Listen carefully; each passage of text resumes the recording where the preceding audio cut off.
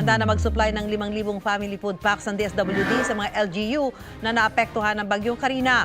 Ayon kay DSWD Secretary Rex Gatchalian, hinihintay na lang daw nila na kunin ito ng mga LGU. Nakapagbigay na rin daw sila ng mahigit 300,000 na family food packs sa iba't ibang DSWD regional offices. Minamadali na ng Meralco ang power restoration sa mga lugar na naapektuhan ng bagyo at hanging habagat. Kahapon mahigit 600,000 Meralco customer ang nakaranas ng power interruption. Bumaba ito sa mahigit 300,000 kaninang umaga. Ayon sa Meralco, dahil ito sa mga natumbang puno at iba pang bagay na tumama sa mga power line.